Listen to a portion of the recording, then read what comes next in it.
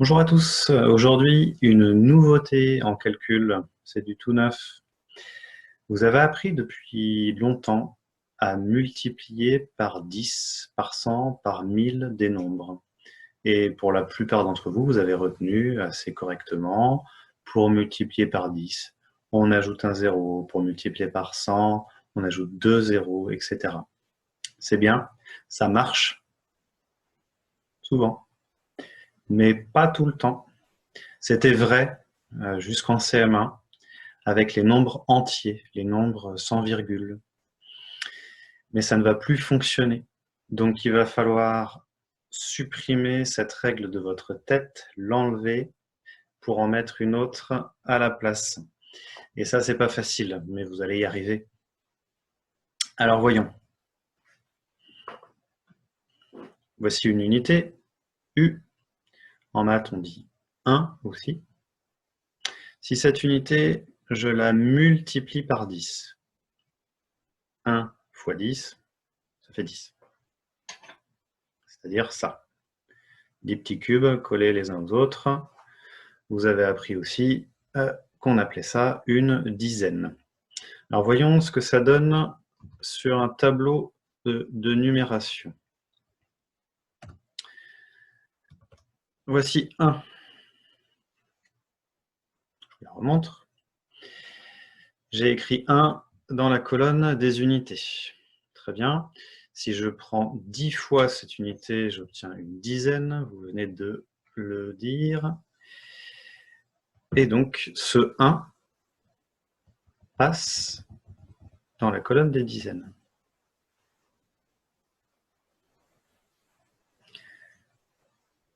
Je n'ai pas ajouté un 0. J'ai juste fait passer mon 1 de la colonne des unités à la colonne des dizaines. Je vous le refais.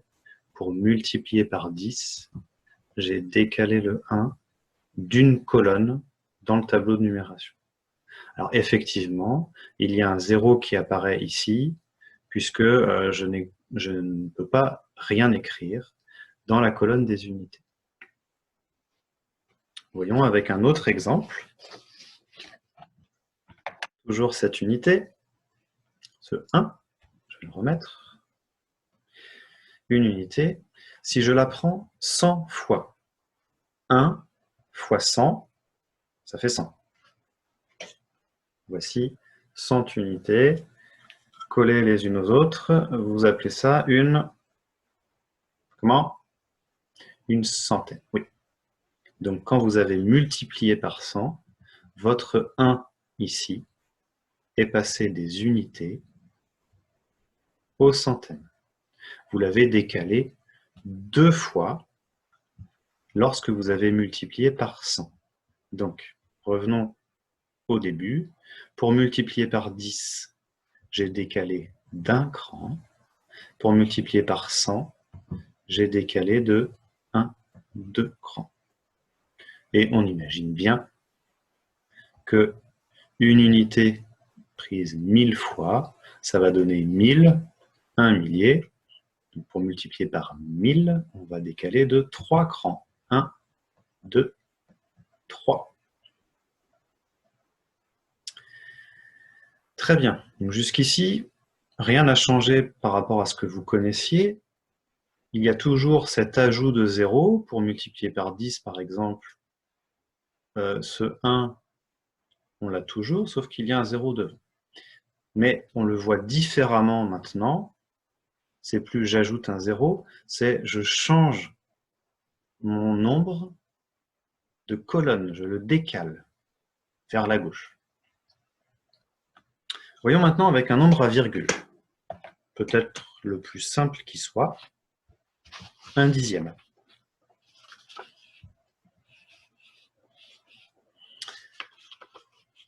Je vais l'écrire là. Voilà. Voici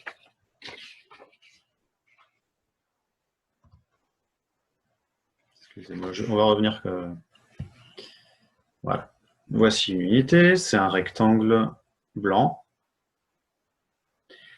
Cette unité, je vais la couper en 10. la partager en 10.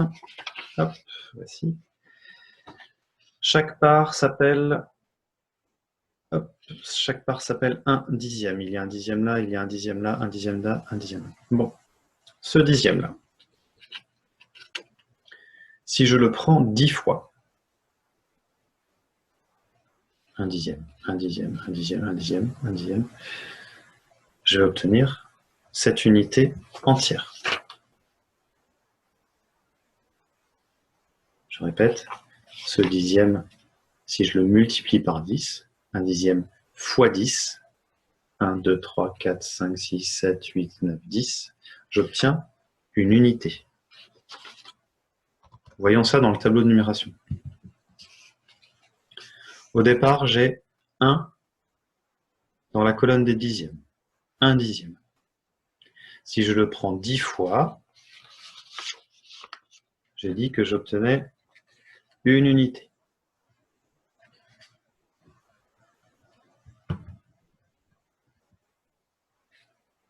Donc ce 1 dixième multiplié par 10 est passé dans la colonne de gauche, exactement comme tout à l'heure. Ce 0-là, je pourrais le supprimer. Et la leçon, c'est la même que tout à l'heure. Quand j'ai un nombre et que je le multiplie par 10, je le décale d'un cran dans le tableau de numération. Ce 1 dixième est devenu une unité. Je peux voir ça avec un nombre différent. Par exemple, 1,2. On sait que cette unité, si on la prend 10 fois, ça va devenir une dizaine. Ce 1 va passer dans les dizaines. 2 dixièmes, si je multiplie par 10, je vais obtenir 2 unités. Ce 2 va passer dans la colonne des unités. Donc le nombre 1,2, si je le multiplie par 10, 1,2 multiplié par 10, ça donne le nombre 12, ou 12,0 si vous préférez, c'est la même chose. Si jamais on voulait multiplier le nombre 1,2 par 100, cette unité deviendrait une centaine, décalage de 2 colonnes vers la gauche. Eh bien, ce 2 dixièmes, pareil. On le fait passer dans les unités, puis dans les dizaines. Voici 1,2 fois 100. 1, 2 décalages. On obtient le nombre 120. Comme on a multiplié par 100, on obtient un nombre plus grand, 120.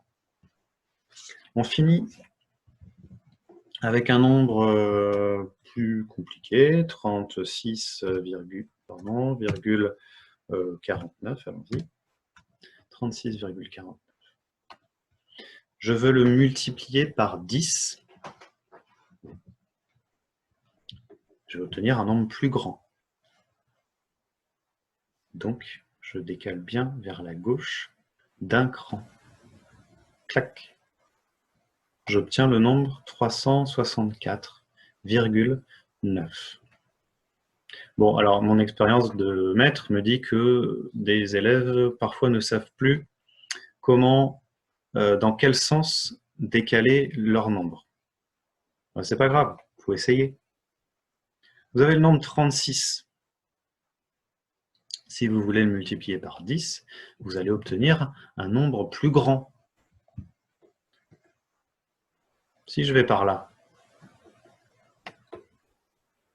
j'obtiens 3, quelque chose. C'est trop petit. Vous aviez 30, votre résultat c'est 3. Ah non, ça ne fonctionne pas. Donc pas vers la droite, c'est vers la gauche. J'avais 30 environ, j'obtiens environ 300. C'est plus logique. Donc, pour multiplier par 10, je le dis une dernière fois, on décale tous les chiffres vers la gauche. C'est bon? Alors, on s'arrête là. À bientôt. Alors maintenant, avec des exemples hors du tableau de numération. Le nombre 3,4 multiplié par 10. Donc je veux 10 fois le nombre 3,4. Je dois obtenir un nombre plus grand que 3,4. 3,4, c'est à peu près 3. 3 fois 10, c'est 30. Donc je vais obtenir un nombre qui est à peu près de l'ordre de 30. Voyons avec la règle que j'ai apprise. La règle que j'ai apprise, c'est pour multiplier par 10, je décale d'un cran vers la gauche tous les chiffres. Donc, mon 4 va se retrouver à gauche de la virgule, et mon 3, qui est dans la colonne des unités, va se retrouver à gauche dans la colonne des dizaines. Alors pour ça, je peux écrire déjà 3,4, et puis, si ma virgule passe ici, j'obtiens bien le nombre 34. C'est bien 10 fois plus grand que le nombre 3,4. Il n'y a rien de l'autre côté de la virgule, je ne suis pas obligé de garder la virgule. Donc 3,4 fois 10, c'est égal au nombre 34. Ensuite, avec 72,25, je réécris 72,25, même si ce n'est pas ça le résultat. Tous mes chiffres vont être décalés vers la gauche. Je peux le voir autrement, je peux le dire autrement, c'est que ma virgule, elle va partir d'un cran vers la droite. Ça va donner ceci. Clac. 722,5. C'est bien plus grand que 72,25. J'ai bien décalé tous les chiffres d'un cran, mais 7 dizaines sont devenues 7 centaines. Le 2 dixième est devenu 2 unités. Voyons avec le nombre 0,7, c'est-à-dire 7 dixièmes. Je le réécris et je vais décaler, puisque c'est une multiplication par 10, je vais décaler mon chiffre ici, 7, à gauche d'un seul cran. Il va se retrouver dans la colonne des unités. Je peux aussi dire que ma virgule part sur la droite. Voilà, j'ai le nombre 7. Le 0, là, je n'en ai plus besoin. La virgule, je n'en ai plus besoin non plus. 0,7 fois 10, c'est 7.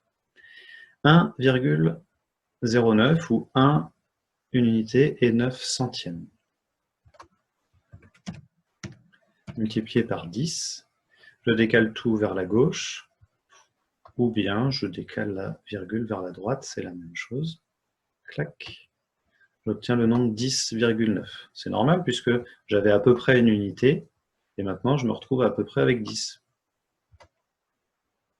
Et enfin, attention, ici c'est une multiplication par 100. Pardon. Donc, je dois décaler tous mes chiffres de 2 crans vers la gauche. Je réécris 1,09. Cette fois-ci, je fais passer ma virgule vers la droite de 2 crans. 1, 2. J'obtiens le nombre 109. Je n'ai plus besoin de ma virgule car il n'y a rien derrière. C'est normal, j'avais à peu près une unité que j'ai multipliée par 100, donc je me retrouve à peu près avec le nombre 100. 109. Si on avait multiplié par 1000, on aurait décalé de 3 crans. Et bien voilà, ben ça va être à votre tour maintenant. N'hésitez pas à m'envoyer des questions si jamais quelque chose n'est pas clair. À bientôt.